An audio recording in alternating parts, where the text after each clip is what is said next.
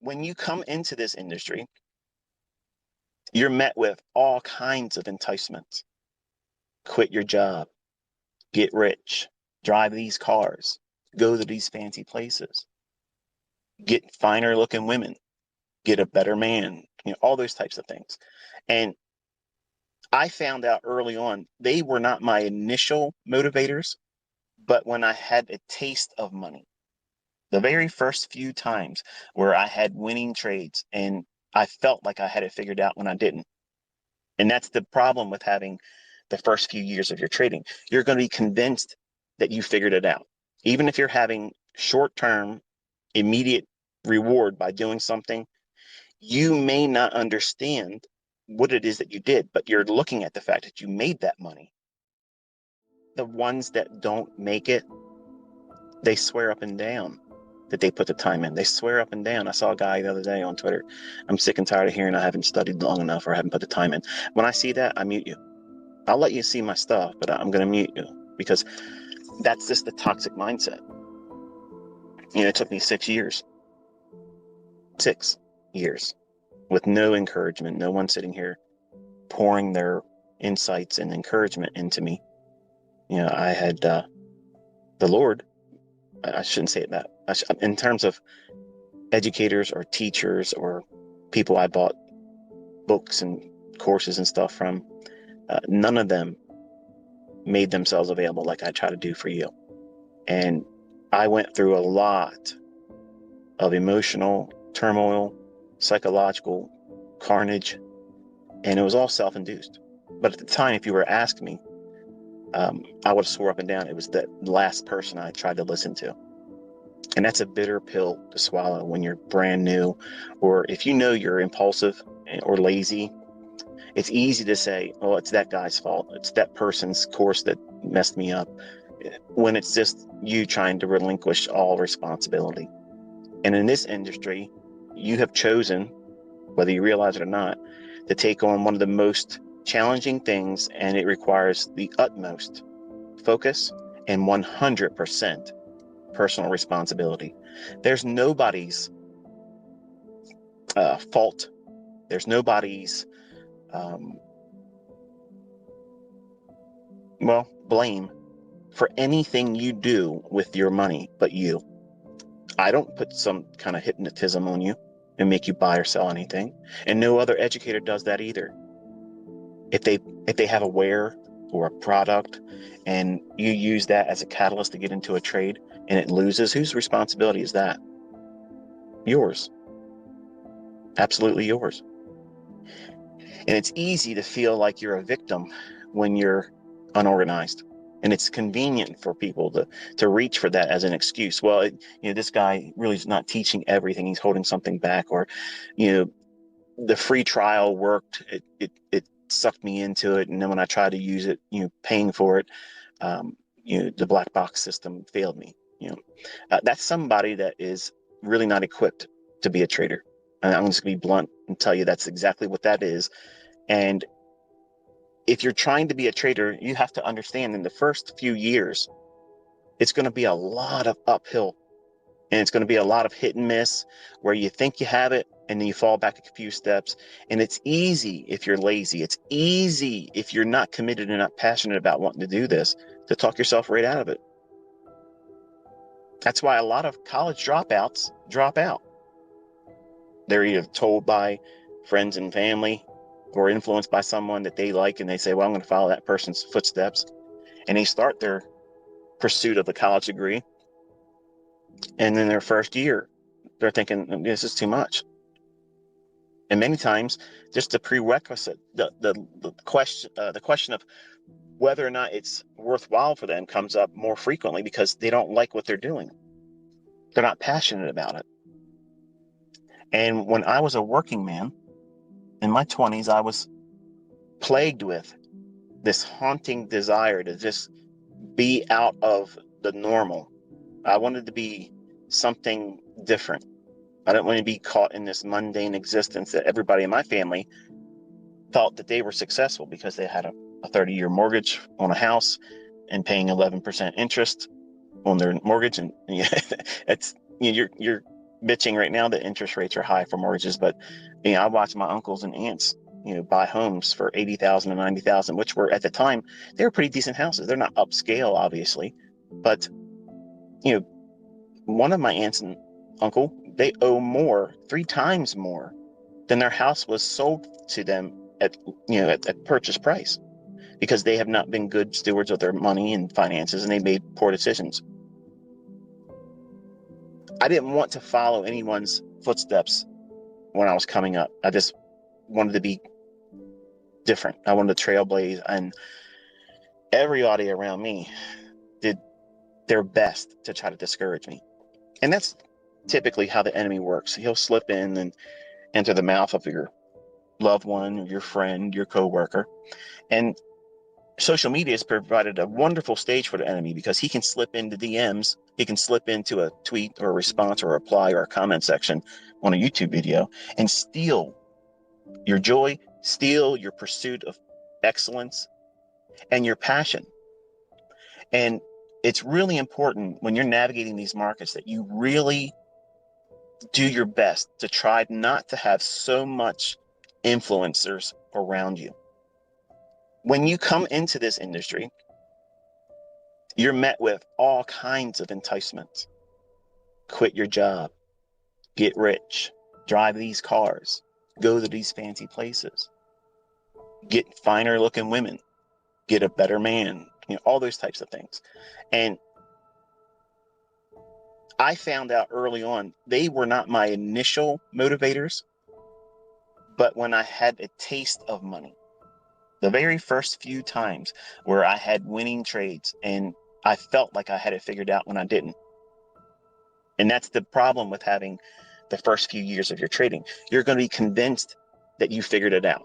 Even if you're having short-term, immediate reward by doing something, you may not understand what it is that you did, but you're looking at the fact that you made that money. And because you want to feel good about yourself. And people like myself, where I felt like I had to prove something to the world, because my parents didn't want anything to do with me. My own parents didn't want that. And I was scheduled to be aborted. I wasn't even supposed to be here. But God said otherwise. And because of that, I had a chip on my shoulder. I still do. And the first person that gave me fatherly love and attention was my grandfather. And everything I do in my life, everything I do, I wish many times that I could get his approval. And I can't get it, right? So it constantly is like a fire under me that just keeps on burning.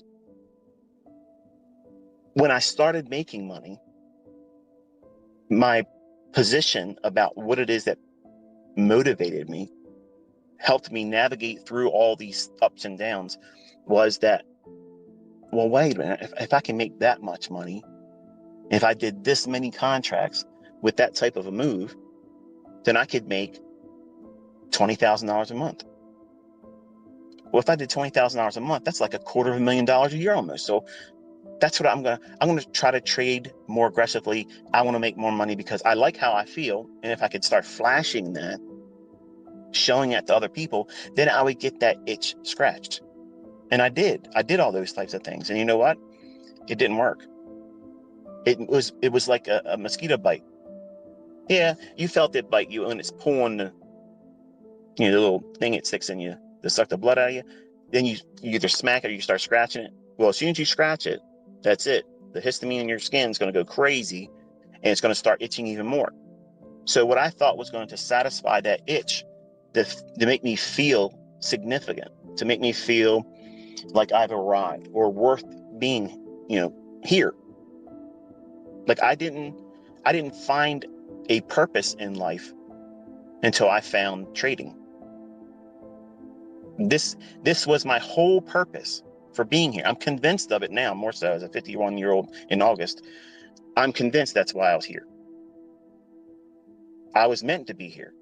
And it's not arrogance, because I was resisting that for a long time. Like, how did all these things happen where my mother just recently had an abortion right before she got pregnant with me? And it was only a threat by my father to take her life, literally. That's the reason why she gave birth to me. So imagine you come into the world and your father's locked up in prison for contract murder, doing 2 consecutive life sentences, plus 20 years, plus pick up more time for trying to escape in the early 80s. He's never getting out. He's going to die in there. And my mother didn't want anything to do with me. So I know what it's like for all of you, okay, that are trying to find your way out here, that you want to feel like you're somebody special, that you really matter, that you have a purpose, and you end up having like these montage moments. That's how it was for me when I was a young man. Like I would play music, and then in my mind, while I was driving, doing my job, I'm like, oh man, I'm listening to this music while I'm driving around. It's going to be like this when I get successful. It's going to be like that when I get successful. When I do this, I'm going to show that person, you know. And you might be laughing to yourself. You're thinking, yeah, I do that shit too. I would never tell it to anybody, but but that's what it was for me. And when I taught on baby pips, a lot of the things I taught with my lectures and such, I painted it in a light that it was like an action movie. It was like some kind of Tom Clancy, type thing, sniper, and it picked up. It got an audience, and then an audience learned, and they learned how to trade. And other people would ask them, "How'd you learn?" I learned from this guy on baby pips, and more people grew, and it just kept growing. And I don't know where you are in your walk. I don't know where you are in your learning. I don't know where you are in the world. I don't know your state of mind, but I've always had this deep-rooted desire to be, number one, identified, recognized. Now, you're probably thinking to yourself, wait a minute, you just opened this up by saying you don't want to be a celebrity. Yeah, I don't want to be a celebrity. I don't like just a little bit of notoriety I've received. Like it's extremely intrusive. And so many people are clamoring to get your attention and wanting to do things with you. And I don't feel like my life is mine anymore. Okay, there's people out there literally lying to you, using my name, claiming that I taught this in the forum and this and that. And it's not true. It's absolutely not true. And I put those core content lessons up on my YouTube channel for the express purpose to gift it to the community, number one. Two, to prove that everybody else out there that doesn't want to just simply give recognition. Like it's extremely offensive to see people pretend like they found this on their own. There's nothing. Listen, folks. Okay, this is for the people that like to go in the comment section of other people's videos and say I rebranded it.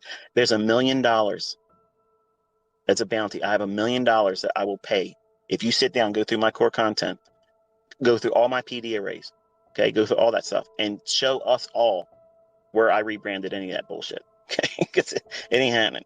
Okay, all that stuff that people talk about, it's just to steal your pursuit. And social media has a huge influence over people. Huge. Like I could be way bigger than I am if I wanted to be bigger. I don't want to be bigger. Like I'm uncomfortable. And some of you that might want to be where I am right now, as a 20-year-old, I didn't start that way, but about 4 years into it, this is exactly where I wanted to be at. And I knew I had something. If I made it available to other people, you would all eat it up because it's the market. It is the market. But in those early years, I was fleshing out the things that I had to overcome as a person. It was me that was doing all the damage. It wasn't the tools. It wasn't the concepts. It was me trying to force it when it wasn't there. And you don't realize that. You could become a really good trader learning from me. You could become a really good trader learning from anybody else. If they have something that works, the things that derail you are always internal. They're always internal. There's a there's a guy out there that I thought I was doing something nice. You know, I was trying to promote him and push him, and I don't know what caused him to flake out or whatever, but I'll just tell you this, Pat. Yes, Patrick Whelan. I know you listen to these, and I know you watch my videos, okay? And I see you on your live streams bitching and complaining about how, you know, the number one guru on Twitter trades in demo. You're trading in a demo. When you're trading those funded accounts, you're trading in a demo. You are trading in a demo. That's just the facts, okay? And what you're trying to do actually is hurting your brand. Like, don't get on there and dramatize about me. Just do what you're doing. And that's what I was trying to push you to do. Focus on what it is that you do. If you're good at trading and you have a model you trust and you can do it, there's going to be somebody out there that it fits for them. Not everybody. Everything I teach doesn't fit everybody. But understanding and reading price, that fits everybody's model.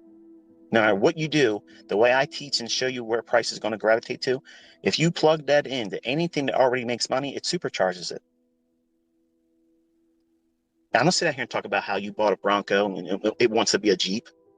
Okay, I don't talk about all that stuff. Stop doing those sites because drama marketing does not work. It's short term. It gets a little bit of a buzz, a talk, a crowd.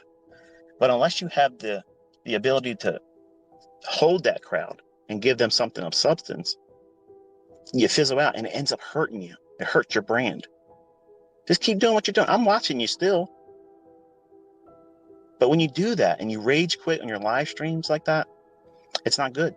It doesn't do well for your brand. It doesn't do anything for your image. And if you're trying to grow, you're someone else, okay? Someone else that wants to do what it is that I'm talking about. Drama marketing doesn't work. It doesn't work. It just makes you look like you're insecure. It makes you feel like you have a superiority complex and you feel inferior. That's why these other influencers talk about me, because I'm beating the shit out of them. And I'm not even trying to. I'm still, right now, I'm trying to be gentlemanly and tell you, don't do that. This is how you help your own brand. Who would do that? Nobody else would do that. I want all of you to succeed. I want all of you to do well. I want you all to make money, because you're all going to be having a harder time in the next few years. It's going to get stupid.